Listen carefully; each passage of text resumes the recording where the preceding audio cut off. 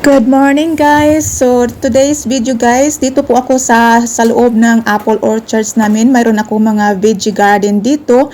So ang gagawin ko ngayon ay maglagay ako ng liquid fertilizer. Ang ginagamit ko ito ay yung seaweed solution, yung Sisal. Napakaganda talaga itong Sisal guys, lalo na pag sa ating mga bagong tinatanim. So ito yun ang ginagamit ko. Naglagay lang po ako ng 20 ml of Sisal sa isang watering can. It's about 10 liters na watering can at doon ko siya ilalagay sa aking mga seedlings ko na mga mayroon akong spinach, bok choy at saka mayroon din akong mga garlic dyan at saka sibuyas. At yun din ang nilalagay ko din sa aking mga broccoli. Ang Sisal guys is a complete garden health treatment. It's a good to enhance, to grow the roots. Lalo na pag mga bagong tanim nating mga seedlings. At also helps the plants deal with pest and frost. Lalo na dito malamig na, winter na dito sa amin. At medyo mahangin ng konti guys, so mag voice over na lang ako. And also stimulates flowering and fruiting. So, ito yun ang ginagamit ko din sa aking mga broccoli. Yung mga broccoli ko guys, mayroon na silang flower, nag-start na sila. At everyday po ako dito bumibisita sa aking broccoli plants.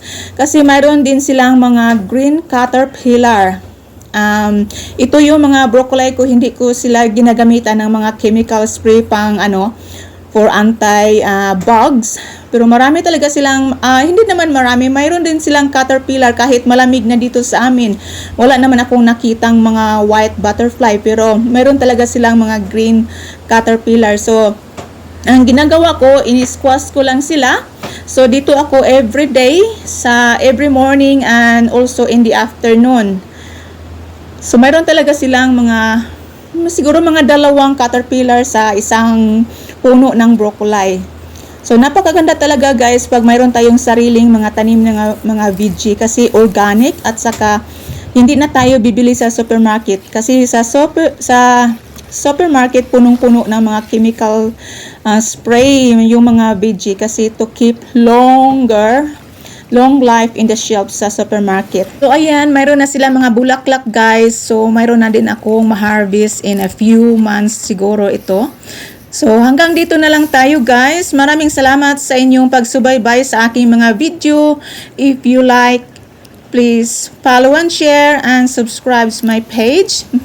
Mura lang ito guys.